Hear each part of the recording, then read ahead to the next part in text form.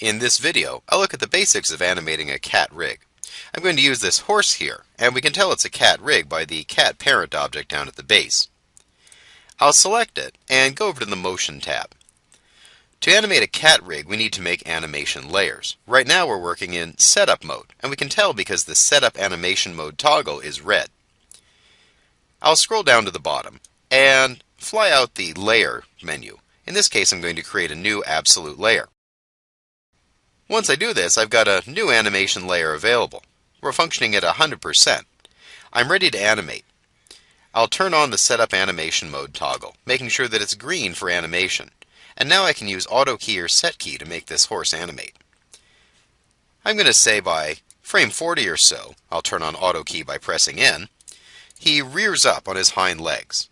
I'll take his body and pull it up, and then rotate it back. I'm getting my standard keys here in position and rotation, red and green. Now I'm going to take his feet and pull them out. Let's say by frame 53 or so, his right foot comes out. I'll pick the controller object down here at the base and pull it out, and there's his leg coming up. Now I'll scrub forward a little more so it's uneven, so I don't get twinning in the motion, and I'll pull up the other leg as well. When I scrub back and forth, we can see the horse rears up and those legs come out. That's really all there is to it. Outside of that, we've got other controls for limbs and more animation layers. But the idea is we want to get in and just start animating. If we need, we can add in other animation layers so that we can segment the animation. Let's say his legs are on one layer and his body animates on another. Or maybe there's a layer that's most of the horse, but his ears and tail are on another layer. That lets us kind of organize our layers really nicely. And we've got our standard control on this. As an example, these keys, if I right-click on them, are just position keys. We can get into the track view or the graph editor and edit them as we need. The horse rears up on his back legs, and I can start to think about the secondary motion that goes with it. He's going to balance his rear legs as he does that. Once we've got our animation going, we've got some weighting to do here. We can locally and globally weight our layers, and we can move them up and down. We can also recolor them as needed and turn them off and on. We've got our usual controllers available and even some key info. We can get into our standard workings here as well. I'll take this horse and continue animating him.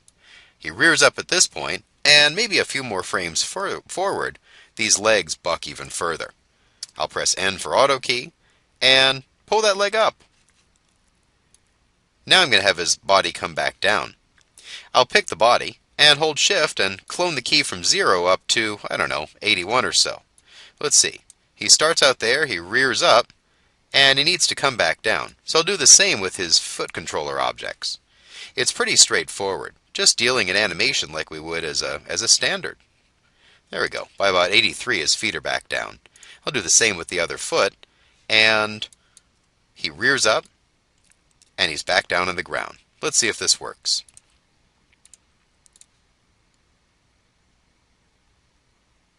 I need to adjust the timing, and I can do this easily in the graph editor. Once you've keyed things in CAT, the keys are, well, just like normal keys. Once we've got things selected. Although that's done with CAT, and we can see the layer trans in layer transformation in the animation, we can take them in scale arrange or adjust the handles and adjust how that motion works if it needs to come up suddenly or more gradually. Really, that's it for animating in CAT. We just want to get in and start animating quickly. And the idea is that the rig is ready to go. We can work in easy-to-use animation layers and just start in, and focus our time on making expressive animation versus worrying about a rig.